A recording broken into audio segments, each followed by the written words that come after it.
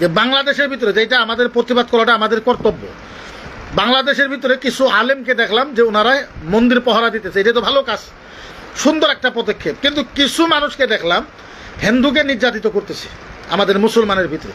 এটা গ্রহণযোগ্য না ভাই, এটা ইসলামে শিখায় না, এটা কোরআনে শিখায় না, এটা হাদিসে শিখায় না, এটা হাদিসে শিখায় না, কোরআনে শিখায় না ভাই। ওদিকে আপনাদের দেশে যেহেতু হিন্দুর মেজরিটি কম, ওদিকে হিন্দুদেরকে সহায় করেন আপনারা, হিন্দু ভাইদেরকে আপনারা সহায় করেন, ওদেরকে মদত করেন, কিন্তু ওদেরকে আপনারা মারকাট করতেছেন। এটা তো খারাপ মেসেজ ভাই। ইসলামে এটা ইজাজত কখনো দেয় না, কোরআন হাদিসে এটা ইজাজত কোনো কারণেই দেয় না। ওদিকে বাংলাদেশে যতটুকু হিন্দু আছে ওদেরকে আপনারা সহায় করেন, কোরআনে এইটাই বলে, হাদিসে এইটাই বলে, ওদেরকে আপনি সহায় করেন, পারলে ভালোবাসেন, পারলে খাওয়া পৌঁছায় দেন, দরিদ্র মানুষকে, গরিব মানুষকে সহায় করেন, হেল্প করেন ভাই, এইটাই ইসলামের কথা। কিন্তু কিছুমান ভিডিও দেখে অত্যন্ত আমার দুঃখ হয়েছে, অত্যন্ত মানে দুঃখ হয়েছে, আর মনে কষ্টও হয়েছে যে কিছু হিন্দুকে তো নির্যাতন করা হয়েছে, কিছু হিন্দুকে তো ওই জায়গাতে অসুবিধা করা হয়েছে, এই কথাটা কেউ ডিনাই করতে পারবেন না। ওদিকে বাংলাদেশের যারা যারা আমার বন্ধু আছেন, বাংলাদেশে যে কয়জন আমার বন্ধু আছে, বিশেষ করে মুফতি আলাউদ্দিন জিহাদি সাহেব, আপনাকে বিনম্রভাবে অনুরোধ করি, যেহেতু উনি আমার বন্ধু মানুষ, উনি আসামে আসলে আমার সাথে দেখা হয়। আমিনুল ইসলাম মুফতি সাহেব, আপনারা যেনারা আছেন বাংলাদেশের ভিতরে, যে কয়জন আমার বন্ধু আছেন বাংলাদেশের ভিতরে, আপনাদেরকে বিনম্রভাবে আমরা আসাম থেকে অনুরোধ করি ভাই, যে আপনারা হিন্দু ভাইদেরকে সহায় করে, হিন্দু ভাইদের উপরে যেইভাবে আক্রমণ হইতেছে, নির্যাতন হইতেছে, এটা আপনারা বন্ধ করে দেন ভাই। এটা খুব খারাপ কথা, এটা খুব খারাপ মেসেজ। ইসলামে এটা শিখায় না, কোরআনে এটা শিখায় না, হাদিসে এটা শিখায় না ভাই। আপনারা সহায় করেন ওনাদেরকে, ওনাদের উপর নির্যাতন করা হয়েছে। মুসলিম শরীফ আর নিসাই শরীফের হাদিসের ভিতৰত আহিছে যে তোমালোকৰ ওচৰত যদি কোনোবা অমুসলিম ভাই যদি বিমার হয়ে যায়, তেওঁলোকক তোমালোকে চিকিৎসা কৰা, তেওঁলোকক তোমালোকে সহায় কৰা, আৰু তেওঁলোকৰ যদি টকা পইচা নাথাকে তোমালোকে টকা পইচা একত্ৰিত কৰি তেওঁৰ বেমাৰটো তোমালোকে ভাল কৰি দিয়া, ডক্টৰৰ ওচৰত তোমালোকে লৈ যোৱা। হিন্দু ভাইসকলক মৰম কৰিব দিছে কোৰআন হাদিসৰ ভিতৰত। এইটো তথ্য মোৰ তাত আছে, মই দেখাই দিব পাৰিম ইনশাআল্লাহ। আৰু কাফিৰ শব্দটো এইটো আপোনালোকে ভুল ভাবি আছে। এতিয়া আমি যিখিনি মানুহ মুছলমান, এতিয়া কিছুমান মানুহ অমুছলমান আছে, তেওঁলোকক কি বুলি ক'ব? এইটো আৰবী ভাষাত কাফিৰ বুলি কোৱা হয়, অমুছলিমক আৰবী ভাষাত কাফিৰ বুলি কোৱা হয়। গতিকে এইটো এটা গালি নহয়, এইটো কোনোবা যদি কৈ আছে কাফিৰ কাফিৰ কাফিৰ, এইটো এটা ভুল কথা। কাফিৰ মানে অমুছলিম। হিন্দুসকলক আৰবীত যেনেকৈ আমি হিন্দু ভাইসকলক হিন্দু বুলি কওঁ, হানাতুনি বুলি কওঁ, এই যে আমি হানাতুনি বুলি কওঁ, ইয়াৰ আৰবীটো হ'ল কাফিৰ। যেনেকুৱা আমি পানীক কি বুলি কওঁ, পানী, বা ইংলিছত ড্ৰিংক বুলি কোৱা হয়। এই পানীটো যে আমি পানী বুলি কোৱা হওঁ, আৰবীত ইয়াক মা বুলি কোৱা হয়, মাউন, পানী। যেনেকৈ পানীক আৰবীত মাউন বুলি কোৱা হয়, হিন্দু মানুহক আৰবীত কাফিৰ বুলি কোৱা হয়। এইটো গালি নহয় ভাই, এইটো কোনোবা যদি বুজাইছে আপোনালোকক, এইটো ভুল বুজাইছে। এইটো কোনো কাৰণতে বেয়া শব্দ নহয়, কাফিৰটো বেয়া শব্দ নহয়, এইটো আৰবী এটা ভাষা আৰু। গতিকে এইটো ভুল মেছেজ। মই বহু হাদিছ আছে এনেকুৱা, মই দেখাব পাৰোঁ। আল্লাহ নবী সাল্লাল্লাহু তাআলা আলাইহি ওয়াসাল্লাম আবু দাউদ শরীফৰ হাদাসনা মুসা ইবনে আশআৰী রাদিয়াল্লাহু তাআলা আনহু, এই হাদিসৰ পৰা বৰ্ণিত আছে। আল্লাহ নবীয়ে কৈছে, যিবিলাক মানুহ অসহায় হিন্দু মানুষকে সহায় করে, আল্লাহ নবী বলছে কিয়ামতের দিন ওদেরকে হাউজে কাউসারের পানি খাওয়ানো হবে।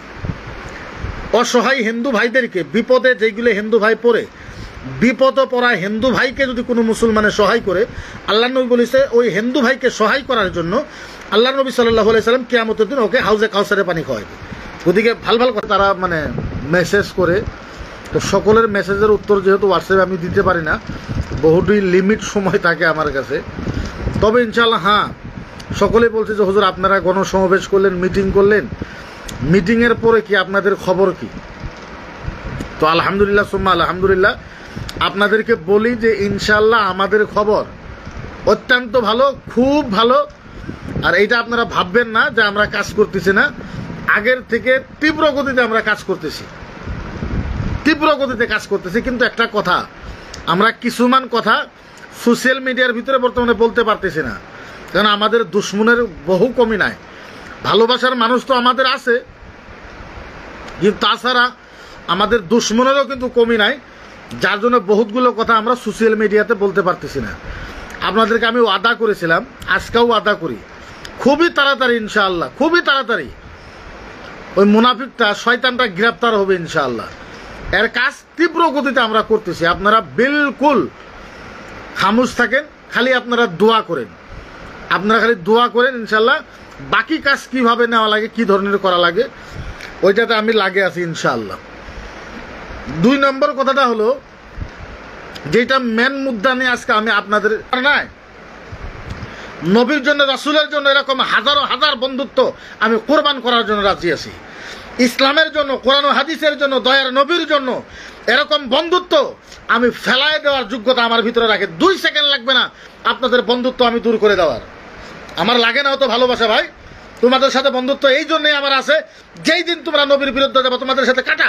তুমি এমএলএ না, কত বড় মিনিস্টার হও, তোমাকে দেখে আমার কোনো প্রয়োজন নাই, কোনো প্রয়োজন। সন্তুষ্ট হব আপনাদের উপরে, আর আপনাদের জন্য নিজের জীবনের সবকিছু লাগাই দেব। ওইটা একটাই শর্ত, যারা ইসলামের বিরুদ্ধে করতেছে, নবীর বিরুদ্ধে করতেছে, ওদের বিরুদ্ধে আপনারা মাত মাতেন। রাজপতান্ত্রিক হিসাবে, গণতান্ত্রিক হিসাবে আমরা যাব, আইনের মাধ্যমে আমরা যাব ইনশাআল্লাহ। আমরা কেস করেছি, আমাদের সরকারের উপরে ভরসা আছে, আসাম পুলিশের উপরে আমাদের 100% ভরসা আছে ইনশাআল্লাহ, দরং জেলা এসপি সাহেবের উপরে আমাদের 100% ভরসা আছে ইনশাআল্লাহ, সিরাঙ্গের এসপির উপরে 100% আমাদের ভরসা আছে ইনশাআল্লাহ, আসামের ডিজিপি সম্মানীয় জেপি সিং এর উপরে 100% আমাদের ভরসা আছে ইনশাআল্লাহ। আমাদের কাজ হবে হবে। আহলে সুন্নাত ওয়াল জামাতের আলেমেরা এক জায়গায় কোটি টাকা থাকবে, আরেক জায়গায় নবীর ভালোবাসা থাকবে। কোটি টাকাকে ওরা বাথরুমে ফালাইয়া দেবে, পাগারের ভিতরে ফালাইয়া দেবে, একমাত্র নবীর ভালোবাসার জন্য। এটা আমি জানি। আমার আলেমেরা, আমার উলামারা কোটি কোটি টাকাকে নাচ্ছাত করে দেবে নবীর ভালোবাসার জন্য। নবীর ভালোবাসা তো দূরের কথা, আহলে সুন্নাত ওয়াল জামাত পৃথিবীর সব টাকা একদিকে, আর আলা হযরতের মোহাব্বত একদিকে। পৃথিবীর সব টাকা একদিকে, হযরতে আমিরে মুআবিয়া রাদিয়াল্লাহু তাআলা আনহুর মোহাব্বত একদিকে। সব তামাম পৃথিবীর টাকার থেকে আমিরে মুআবিয়া রাদিয়াল্লাহু তাআলা আনহুর সম্মানের কাছে আলেম ওলামা দাঁড়িয়ে থাকবে, এটা মনে রাখবেন। গতিকে বিশ্বাস করেন ইনশাআল্লাহ, সবসময় দোয়া করেন, নফল নামাজ পড়ে দোয়া করেন, কোরআন তেলাওয়াত করে দোয়া করেন ইনশাআল্লাহ। আমাদের যেটা বিপদ আসছে, এই বিপদ ইনশাআল্লাহ উদ্ধার হবে হবে হবে হবে হবে, এটা 100%। তার সাথে একটা কথা আমি না বলে থাকতে পারি না। একটা কথা হলো, আমাদের কলকাতার ব্রাদার রাহুল, উনি আসছিলেন, আমি রাত্রে ওনাকে ফোন করে বলছি, রাত্রে যখন লাইভ শেষ হয়েছে আমি ফোন করে রাহুল ভাইকে বলছি যে আপনি কেন আসেন এগুলোতে, আইসা লাভ হবে না তো। ও কারো যুক্তি মানবে না, কারো কথাই মানবে না, কিচ্ছু না। আপনাদেরকে একটা কথা বলি, ওকে যদি ঠিক করতে পারি লাইভে, একমাত্র আমি ছাড়া কেউ ওকে কন্ট্রোল করতে পারবে না, আমি ছাড়া ওকে কেউ কন্ট্রোল করতে পারবো না। গতিকে রাহুল ভাইকেও আমি বলবো, ব্রাদার রাহুল ভাই, আর আমি অলরেডি বলে দিয়েছি রাহুল ভাইকে যে আপনি এই ধরনের আসবেন না। তো উনি আমাকে বললো যে হুজুর আসাম থেকে অনেক লোক রিকোয়েস্ট করেছে, যার জন্য আমি আসছি। আমি বললাম আপনি আসলেন, কমসে কম আমাকে একটা ফোন করার দরকার ছিল, যেহেতু আপনার মোবাইলে আমার নাম্বার আছে, আপনার নাম্বার তো আমার কাছে আছে অলরেডি।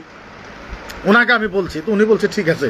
তো ওনার সাথেও আমার অনেক টাইম, রাহুল ভাইয়ের সাথে অনেক আলোচনা হয়েছে আমার। তো গতিকে আপনাদেরকে আমি বিনম্রভাবে অনুরোধ করতেছি, সুন্নিয়তের ক্ষেত্রে বিশেষ করে কিছু মানুষ ইসলামের পক্ষে ইনশাল্লাহ আসামের ভিতরে কিছু মানুষ ইনশাল্লাহ কাজ করতেছে, আমি দেখতেছি সোশ্যাল মিডিয়ার জরিয়তে। আমাদের উকিল একজন আছে, আরও কয়েকজন ভাইয়েরা আছে যারা সোশ্যাল মিডিয়ার ভিতরে খুব অ্যাক্টিভ, খুব সুন্দর কাজ করতেছে ইনশাল্লাহ। আপনারা কাজ করতে থাকেন। দস্ত है दरिया को भी ना छोड़ा हमने, दस्त है दरिया को भी ना छोड़ा हमने, बहरे जुल्मत में दौड़ा दी घोड़े हमने। कत्ले हुसैन असल में मर्ग यजीद है, इस्लाम जिंदा होता है हर करबला की बात। এত সহজ, এতই সহজ। তুমি ইসলামের নামে বলতে বলতে বলতে বলতে বলতে বলতে বলতে বলতে শেষ করে দিবা, তারপরে আমরা সাইলেন্ট থাকবো। আপনারা তো জানেন। বিনম্রভাবে হাত ধরে একটা অনুরোধ জানাই, আহলে সুন্নাত ওয়াল জামাতে যারা ভাই আছেন, আপনাদেরকে বিনম্রভাবে আমি হাত ধরে অনুরোধ জানাই, এই যে আপনারা নবীর জন্মদিনে যেটা আপনারা বাইর করেন জুলুস, আপনাদেরকে বিনম্রভাবে অনুরোধ করা হলো, এই ডিজে টিজে এগুলা কিন্তু চলবে না। এই ডিজে টিজে যদি এবার চলে তাহলে কিন্তু আমি অ্যাকশন নেব, এটা মনে রাখবেন। আমি বিনম্রভাবে আগে অনুরোধ করলাম, ডিজে গান বাজনা নাচা নাচি ঢোলা ঢুলি, হ্যাঁ, এগুলো কিন্তু কোনো কারণে চলবে না। যদি চলে, যেই জায়গাতেই চলবে, যেই কমিটি চলাবে, আমি কিন্তু তাদের উপরে অ্যাকশন নেব, আর খুব কারা অ্যাকশন নেব, এটা মনে রাখবেন। আমি আগামী করেই আগেই বলে দিলাম। আর এই বিষয়ে কাটিব লাগে ইসলাম জুনে না মানে কফি কই গটিয়াই গটিয়াই মাৰিব লাগে, এইটো মিছা কথা। কোৰাণ হাদিছৰ ভিতৰত এনেকুৱা কোনো জাগাতে লেখা নাই, বরঞ্চ হাদিস তালিকা আছে। লখিমপুরে শয়তানরা ও 3 ঘন্টা 4 ঘন্টা লাইভে থাকে, আপনি কেন আসেন না? এই ভাই, আমি দিনরাত 24 ঘন্টায় পরে কাজ করি, কেমনে আসবো ভাই বলেন? 4-5 ঘন্টা ঘুমাই, আমি এত কাজ করি, এত কাজ করে লাইভে কেমনে আসবো? কি কারণে আসবো? কেমনে আসবো বলেন তো? আর অযথা লাইভে এত টাইম আসা তো প্রয়োজনও হয় না, তাই না? তবে যাই না হোক ইনশাল্লাহ শেষ